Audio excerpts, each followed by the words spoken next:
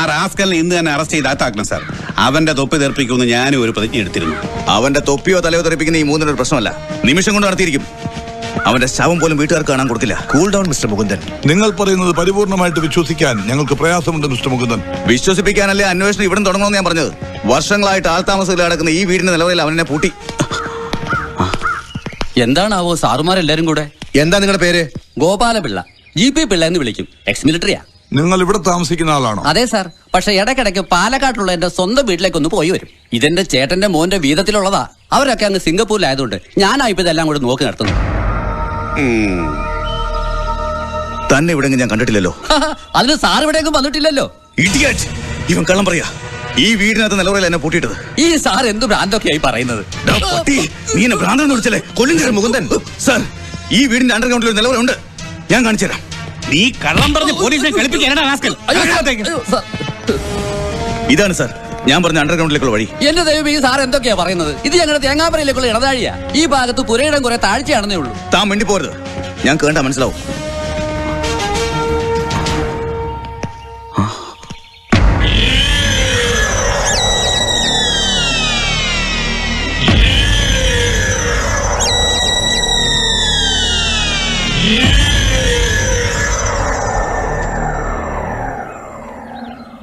ഇത് അണ്ടർഗ്രൗണ്ട് ഒന്നും അല്ലല്ലോ മുകുന്ദ, തുറന്നിട്ടിരിക്കുന്ന ഒരു ഹാളല്ലേ? അല്ല കമ്മീഷണർ, ഇവിടെ തടിയും കഥകും പൂട്ടും ബലമുള്ള ജനലുകളുടെ അറയുണ്ടായിരുന്നു. ദേ ഇവിടെയാ ഞാൻ മാസങ്ങളോളം കിടന്നത്. ഇതൊരു അണ്ടർഗ്രൗണ്ട് റൂമാണെന്ന് അവൻ തന്നെ എന്നോട് പറഞ്ഞിട്ടുണ്ട്. ഇവിടെ എലിയും വവ്വാലും പല്ലിയും പാറ്റയും ഒക്കെ നിറഞ്ഞൊരു തടവറയായിരുന്നു. സത്യമാണ് സാർ, സത്യം. എന്നെ വിശ്വസിക്കണം, എന്നെ വിശ്വസിക്കണം. മാനസിക വിഭ്രാന്തി മാറിയിട്ടില്ലെന്ന് തോന്നുന്നു. എന്താടോ തനിക്ക് ഞാൻ പറഞ്ഞ വിശ്വാസമായില്ലേ? വിശ്വാസമായില്ലേ എന്ന്? വിശ്വസിക്കണമെന്ന് ആഗ്രഹമുണ്ട് സാർ, പക്ഷേ അവനെ ആ തെണ്ടി റാസ്കൽ സഞ്ജീവിനെ ക്വസ്റ്റ്യൻ ചെയ്താൽ തത്ത പറയുമ്പോൾ എല്ലാം ഞാൻ പറയിക്കാം. ഞാൻ ഇനി എന്ത് പറയാനാണ് സാർ? മുകുന്ദൻ സാർ എനിക്കെതിരെ ഉന്നയിച്ച ആരോപണങ്ങളെല്ലാം അക്ഷരാർത്ഥത്തിൽ കള്ളമാണെന്നും വ്യക്തിവൈരാഗ്യം തീർക്കാൻ കെട്ടിച്ചമച്ച കഥയാണെന്നും കേസ് അന്വേഷണം നിങ്ങൾക്ക് എല്ലാവർക്കും ബോധ്യമായിട്ടുള്ളതാണ്. എടാ പട്ടി, എന്താ നീ പറഞ്ഞത്? നീ ആരോടാ കളിക്കുന്നറിയോ? മിസ്റ്റർ മുകുന്ദൻ മേനോൻ, നിങ്ങൾ അവിടെ ഇരിക്കൂ. സർ, ബഹുമാനപ്പെട്ട DGPയോട് എനിക്ക് പറയാനുള്ള ഒന്ന് മാത്രമാണ്. ഇവൻ കള്ളനാണ്, ഇവന്റെ തന്ത പെരും കള്ളനാണ്. അങ്ങനെയുള്ളൊരുത്തിന്റെ വാക്ക് വിശ്വസിക്കരുത്. വെറുതെ ഒരു വാക്ക് വിശ്വസിക്കുകയല്ലോ മിസ്റ്റർ മുകുന്ദൻ, തെളിവുകളല്ലേ നമുക്ക് പ്രധാനം. താനൊന്നും അന്വേഷിച്ച ഒരു തെളിവും കിട്ടില്ല. ഇവൻ എനിക്ക് വിട്ടതാ. മിനിറ്റുകൾ കൊണ്ട് ഞാൻ സത്യം പറയിക്കാം. ഇയാളെ ഹോസ്പിറ്റലിൽ അഡ്മിറ്റ് ചെയ്യാൻ നല്ലതെന്ന് തോന്നുന്നു. മാനസിക നില ഇപ്പോഴും ശരിയായിട്ടില്ല. ഒന്ന് പതുക്കെ പറ സാർ. മിസ്റ്റർ ജെയിംസ് അല്ലേ ഇപ്പൊ സൗത്തിലെ ACP?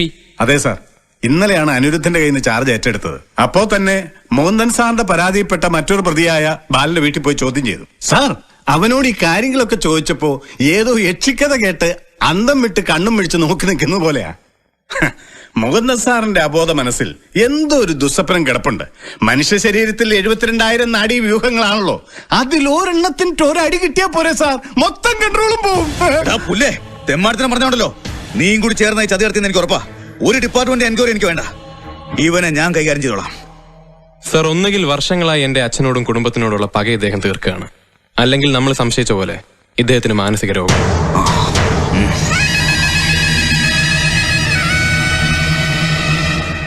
സർ, എനിക്ക് വേണ്ടി ഒരു സാക്ഷിയെ ഹാജരാക്കാൻ സാർ അനുവദിക്കണം. യെസ്, ആരാണ് അയാൾ? വിളിക്കൂ. എന്താ നിങ്ങളുടെ പേര്? എന്റെ പേര് ചന്ദ്രൻ, മംഗലാപുരത്ത് ഓട്ടോ ഡ്രൈവറാണ് സാർ. എന്താ നിങ്ങൾക്ക് പറയാനുള്ളത്? സാർ, 2 മാസം മുമ്പ് മംഗലാപുരത്ത് റെയിൽവേ സ്റ്റേഷന്റെ മുമ്പിൽ നിന്ന് എന്റെ ഓട്ടോയിൽ ഇദ്ദേഹം കയറിയിരുന്നു. Sorry sir. മുടിയും താടിയും നീട്ടി വളർത്തിയ ഇദ്ദേഹത്തെ കണ്ടപ്പോ അന്നേ എനിക്കൊരു സംശയം തോന്നിയിരുന്നു. കഴിഞ്ഞ ദിവസത്തെ പത്രത്തിൽ മുകുന്ദൻ സാറ് തിരിച്ചു വന്നതിന്റെ ന്യൂസും അന്ന് ഞാൻ കണ്ട അതേ രൂപത്തിലുള്ള ഫോട്ടോയും കണ്ടപ്പോ പെട്ടെന്ന് എന്റെ അയൽവാസിയായ സഞ്ജീവിനെ വിളിച്ച് ഞാൻ വിവരം പറയായിരുന്നു.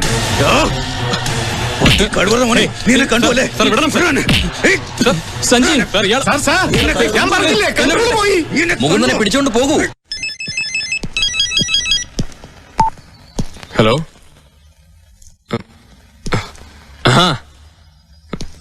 GP പിള്ള ചേട്ടാ, ചേട്ടനോട് എങ്ങനെ നന്ദി പറയണമെന്നറിയില്ല. അത്രയ്ക്ക് ഗംഭീരമായിരുന്നു ഇന്നലത്തെ പ്രകടനം എന്നറിഞ്ഞു. ഞാൻ ഇന്ന് തന്നെ നേരെ ഒന്ന് കാണുന്നുണ്ട്. Okay, thank you very much. നിന്നെ ഞാൻ വെറുതെ വിട്ടു എന്ന് കരുതിയല്ലേ?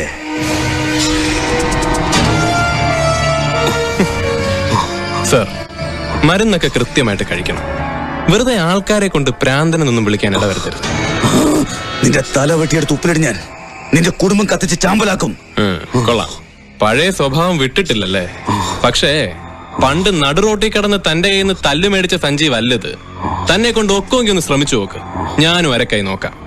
കൊച്ചിയിലെ ഗുണ്ടാപ്പടം മുഴുവൻ തന്റെ കയ്യിലല്ലേ? അവന്മാരെ കൊണ്ട് വേണേ തന്നെ തിരിച്ചടിപ്പിക്കും ഞാൻ. കളിക്കല്ലേ?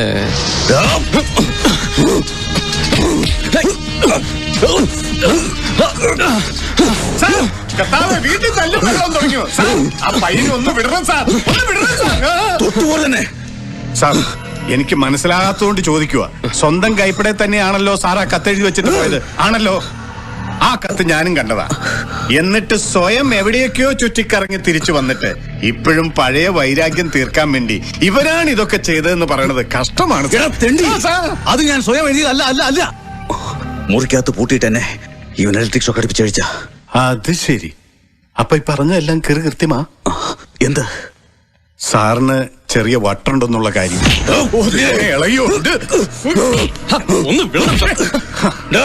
നീയൊക്കെ എണ്ണിക്കോ. ദിവസങ്ങൾക്കൊക്കെ ഇതിന്റെ ശിക്ഷ മൂന്നും തന്നിരിക്കും. അല്ലാതെ മാമ്പള്ളി മൂന്നും പേരും ജീവിച്ചിരിക്കില്ല. ഇളകി, ശരിക്കും ഇളകി. കേട്ടോ സഞ്ജീവ, മുജ്ജമ്മത്തിൽ നീ രാമനും ഇയാൾ രാവണനുമായിരുന്നിരിക്കാം, അല്ലെങ്കിൽ നീ കൃഷ്ണനും ഇയാൾ കംസനും. അല്ലാതെ നിന്നോട് ഇത്ര വൈരാഗ്യം തോന്നേണ്ട കാര്യമുണ്ടോടാ? ഉണ്ട് സർ.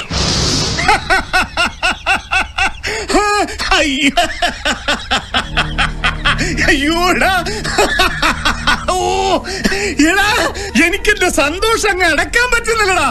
ആ കണ്ടാമൃഗത്തെ ഇത്രയും കാലം നീ കസ്റ്റഡിയിൽ സൂക്ഷിച്ചത്, ഓ എന്റെ മോനെ, അത്ഭുതം തന്നെ. ഇപ്പൊ നിന്നെ കണ്ടിട്ടുണ്ടല്ലോ, ഏതോ വീരനായകനെ കാണുന്ന ഒരു പ്രതീതിയാണ് എനിക്ക്. ഞാൻ വിചാരിച്ചു ഈ വിവരം കേൾക്കുമ്പോ സാറിനെ അറസ്റ്റ് ചെയ്യാനുള്ള നടപടി എടുക്കും.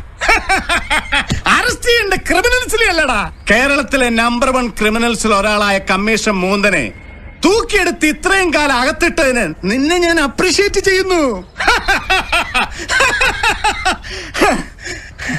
ഞാനൊരല്പം ഓവറായല്ലേ?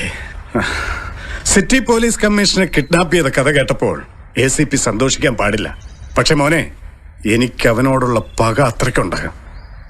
എനിക്ക് ചെയ്യാൻ കഴിയാത്തത് നീ ചെയ്തെന്നറിഞ്ഞപ്പോൾ അറിയാതെ ഞാൻ ആഹ്ലാദിച്ചു പോയി. എന്റെ കുടുംബം കുട്ടിച്ചോറാക്കിയത് അവനാ.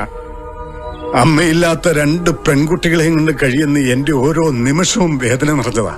നിനക്കറിയാവോ, എന്റെ ഭാര്യ ആത്മഹത്യ ചെയ്യാൻ കാരണം അവനാ. അതിനെതിരെ പ്രതികരിച്ച എന്നെ ഇന്നും വെറും ഒരു ACP ആയി തളച്ചിടാൻ അവന് കഴിഞ്ഞു. ഇതൊക്കെ പറഞ്ഞ് നിന്നെ ഞാൻ ബോറടിപ്പിക്കുന്നില്ല. ഏതായാലും പറഞ്ഞ സാഹചര്യം വെച്ച് നോക്കുമ്പോ നീ ചെയ്ത് തെറ്റാണെന്ന് ഞാൻ പറയില്ല. അനീതിക്കെതിരെ പ്രതികരിക്കുന്ന നിന്നെ പോലെയുള്ള ചെറുപ്പക്കാരെയാണടാ ഈ നാടിന് ആവശ്യം. എന്തൊക്കെ പറഞ്ഞാലും അച്ഛൻ അറിയുമ്പോ എന്നെ ന്യായീകരിക്കും തോന്നുന്നില്ല. തമാശയായിട്ട് പോലൊരു കള്ളം പറഞ്ഞ സഹിക്കാത്ത ആളാ അച്ഛൻ. ധർമ്മം ജയിക്കാൻ വേണ്ടി കൊച്ചു കൊച്ചു അധർമ്മങ്ങളൊക്കെ ആകാമെന്ന് ഭഗവാൻ ശ്രീകൃഷ്ണൻ ഭഗവത്ഗീതയിൽ പറഞ്ഞിട്ടില്ലേ? തൽക്കാലം ഈ കാര്യം നിന്റെ അച്ഛൻ അറിയണ്ട. പിന്നെ നിന്റെ കൈകൊണ്ട് തന്നെ ശക്തമായ ഇങ്ങനെ ഒരു തിരിച്ചടി കിട്ടാൻ എന്തുകൊണ്ടും യോഗ്യനാണടാ മാമ്പള്ളിക്കാർ. നിന്റെ അച്ഛനോട് ചെയ്ത ദ്രോഹം മാത്രമല്ല, നിന്റെ പെങ്ങളുടെ ഭർത്താവിന്റെ നെഞ്ചത്തോടെ സ്പിരിച്വൽ ലോറി ഓടിച്ചു പോയ തെളിവില്ലാത്തൊരു കേസുണ്ടല്ലോ, അതിലെ പ്രതികളും ഇവന്മാര് തന്നെയാ. സാറിന് അതിനുള്ള തെളിവുണ്ടോ? ഇല്ല, പക്ഷേ തെളിവുകൾ കണ്ടെത്താനുള്ള ചില റൂട്ട് അറിയാം. We can try.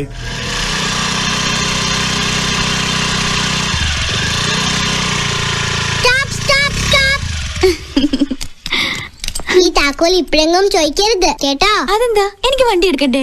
കുറെ നേരത്തേക്ക് വണ്ടി എടുക്കണ്ട. ഇന്ന് മുഴുവൻ ഇവിടെ എനിക്ക് അടിച്ച് പൊളിച്ച് കളിക്കണം.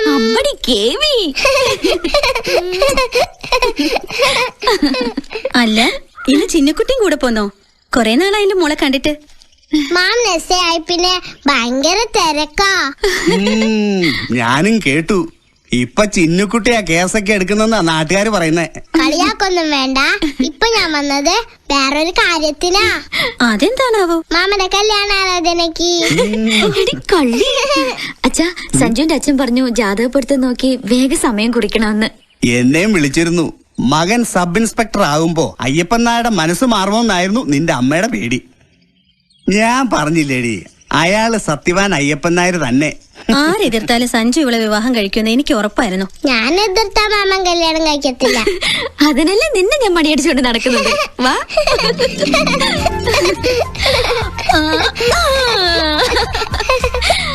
മോളിവിടെ ഇരിക്ക്.